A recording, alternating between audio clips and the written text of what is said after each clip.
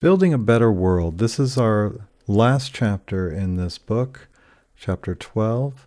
And we start with really, we're starting right after World War II again, even though we talked about the Cold War and what happened after the war. There were other things, social things, that were going on at the same time.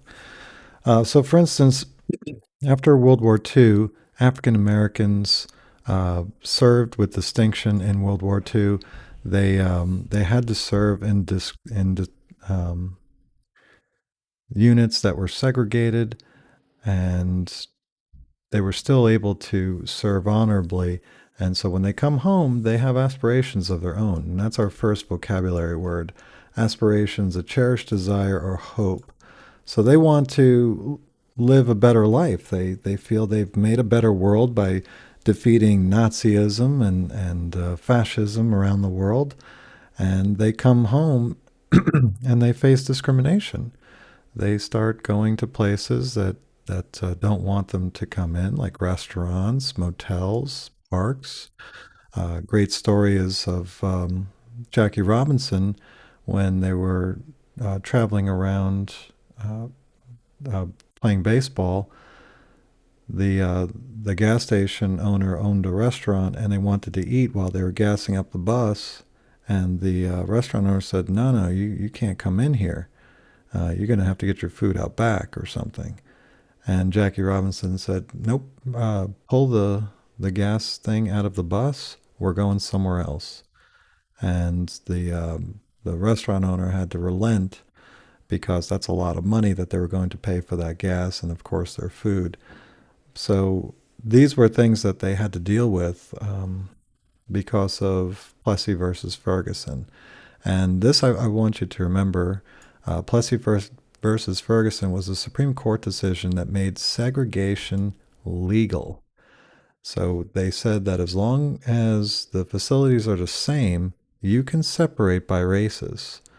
Well, of course, after a while, they are not going to be the same. They're not going to be equal, and therefore, black people are going to have inferior facilities. They're not going to have the same schools. They don't have enough buses for their children. Uh, Everything's broken down, doesn't work quite as well as the white schools or white facilities, whatever it is that are being segregated.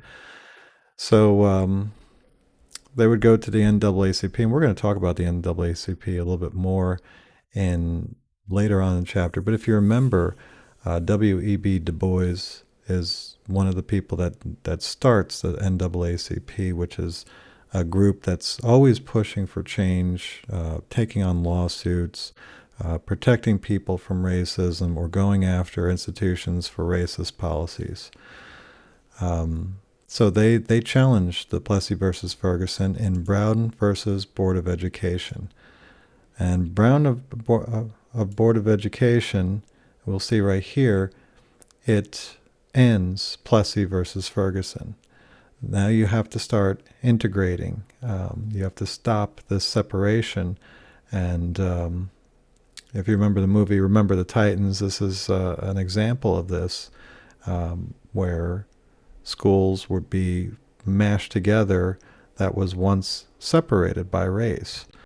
And there was a lot of resistance. In fact, troops had to be brought in to make sure that black people were allowed into these schools. A famous case is in Alabama, where troops had to be brought in because the governor was fighting it, the governor of Alabama.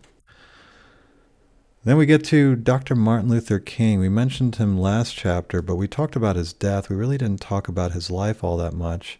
And he's a person that uses passive resistance. A lot of people wanted to fight against racism literally with violence and riots and explosions and beating people up and hurting people. Whereas the reason why Martin Luther King is such a celebrated figure is because he champions passive resistance, which is using peaceful, nonviolent ways to get attention to achieve change, such as sit ins.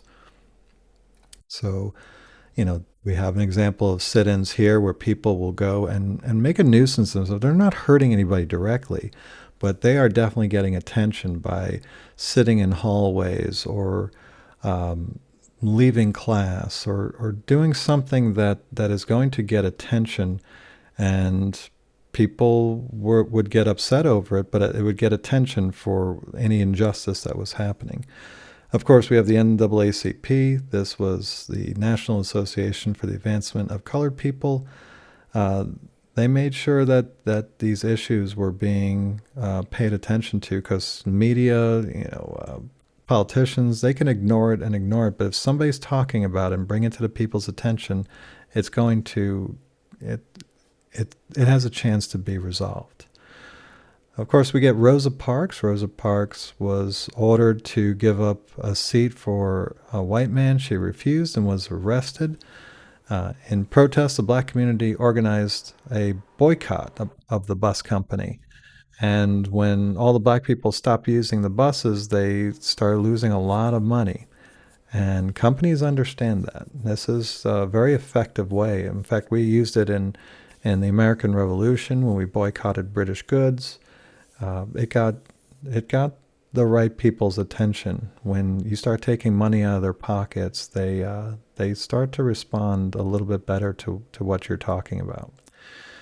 Then we get to legislation. The Civil Rights Act of 1964. This federal law, that's national, banned employment discrimination and racial segregation in public schools, work, and in facilities that serve the general public, such as parks, beaches, as well as restaurants and motels. That gave people the economic freedom that they were lacking at this point, because segregation was so deeply entwined in a lot of our society that it had to be broken with federal force. That was the only thing that was going to make the necessary changes. And of course, the big thing, the Voting Rights Act of 1965, people were giving poll taxes, literacy tests, any way they could to prevent the wrong type of people, quote unquote, the ability to vote, and they would suppress the vote by using these tactics. And so the Voting Rights Act of 1965 made it illegal to do any of that nonsense, so that everybody could go in and vote for whoever they wanted.